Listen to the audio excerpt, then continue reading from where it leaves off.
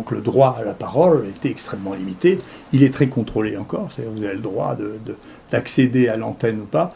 Et puis là, d'un coup, explose le droit à la parole de tous. Donc qui sont les réseaux sociaux, qui bien entendu rendent en conflit financier et du droit à la parole avec les autres médias traditionnels. Donc c'est pour ça que les autres médias traditionnels peuvent éventuellement qualifier de fake news ceux qui ne sont pas les news que eux propagent. Non, mais nous, le premier papier qu'on a mis sur chloroquine, azithromycine, en préprint, il a été vu plus de 600 000 fois. Parce que les gens qui sont confinés, dedans, il y a de très bons mathématiciens, de très bons statisticiens, qui font des analyses extrêmement pertinentes et extrêmement intéressantes. Donc, du fait du confinement, les gens ont le temps de lire, d'aller fouiller, d'aller trouver des données, et les changements de technique permettent un accès extrêmement différent. Et c'est un temps de crise, c'est comme la guerre et la paix. C'est deux choses différentes. Vous ne pouvez pas avoir les mêmes qui dirigent les choses et qui prennent les décisions. Beaucoup de gens sont extrêmement gentils et me disent des choses extrêmement gentilles. Donc il y a des côtés extrêmement positifs dans cette situation.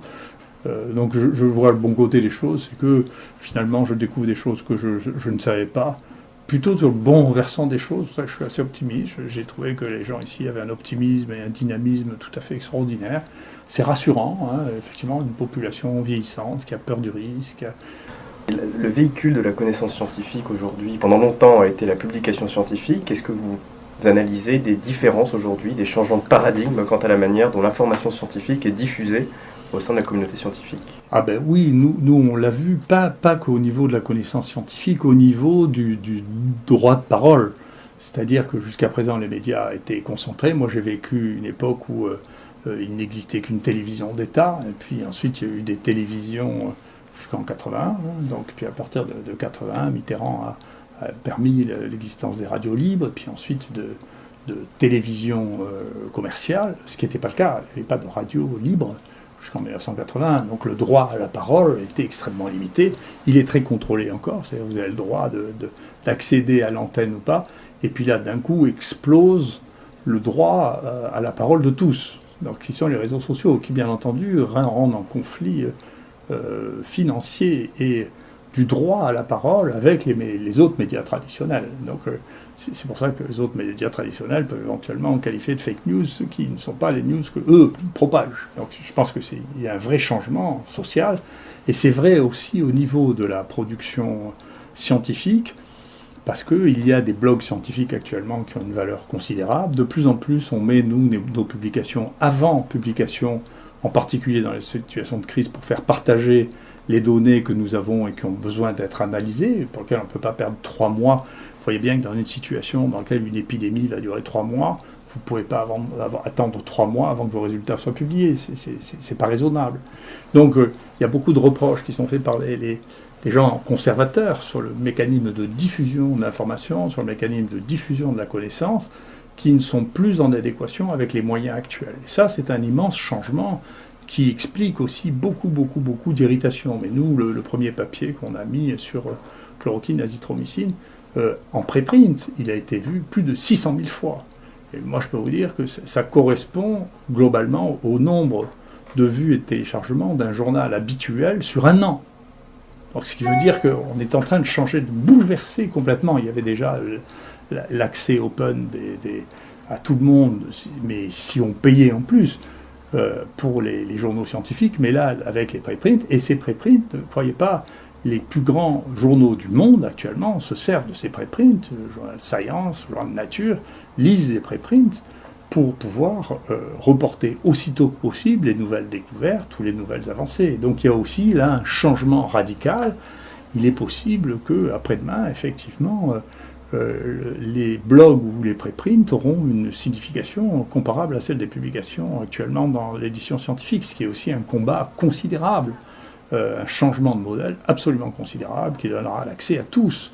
Et d'ailleurs, je reçois, moi, beaucoup de gens qui analysent les données disponibles, parfois d'une manière beaucoup plus profonde et beaucoup plus professionnelle que ce que je lis dans des journaux scientifiques, parce que les gens qui sont confinés, dedans, il y a de très bons mathématiciens, de très bons statisticiens, qui font des analyses extrêmement pertinentes et extrêmement intéressantes. Donc, on voit bien qu'il y a là un changement de modèle à cette occasion-là, du fait du confinement, les gens ont le temps de lire, d'aller fouiller, d'aller trouver des données, et les changements de technique permettent un accès extrêmement différent.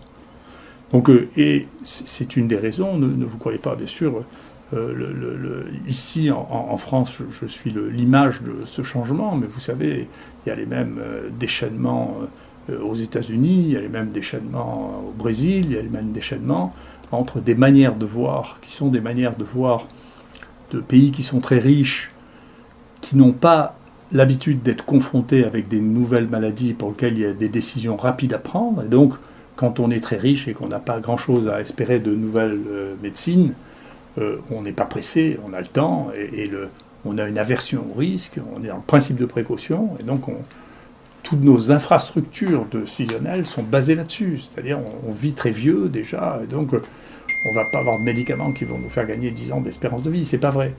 Mais cette structure et cette manière de penser n'est pas en adéquation du tout avec une situation de crise dans laquelle les conseillers ne doivent pas être les mêmes, les gens qui décident ne doivent pas être les mêmes, ils ne peuvent pas être les mêmes parce que la question est d'une autre nature. Réagir vite en prenant des décisions rapides, ça n'est pas le temps habituel auquel nous sommes accoutumés. C'est un temps de crise, c'est comme la guerre et la paix. C'est deux choses différentes. Vous ne pouvez pas avoir les mêmes qui dirigent les choses et qui prennent les décisions dans les deux situations. C'est la leçon qu'on doit prendre ici, sinon vous risquez d'arriver, c'est ce que ça montre, après la bataille, quand la guerre sera finie, vous commencerez à faire des propositions thérapeutiques et ça, c'est pas tenable. Êtes-vous affecté par les différentes attaques dont vous êtes l'objet ? Écoutez, non, les choses vont dans les deux sens. D'abord, beaucoup de gens sont extrêmement gentils et me disent des choses extrêmement gentilles. Ici, les gens qui travaillent ici sont couverts de petits cadeaux, de repas, de bouteilles de vin, on m'envoie des dessins, des tableaux, je ne sais pas comment les gens, peut-être ça se voit, les gens savent que j'aime la peinture, on m'a offert des peintures absolument merveilleuses. Il y a des gens pour qui j'ai un immense respect intellectuel ou pour leur profession qui m'ont contacté, avec qui j'ai eu l'occasion de parler que je n'aurais pas eu sinon. Et donc il y a des côtés extrêmement positifs dans cette situation. Et puis, vous savez, les autres, je m'en fiche un peu. Moi, mon destin ne dépend pas de ce qu'on pense de moi. Ça m'est égal.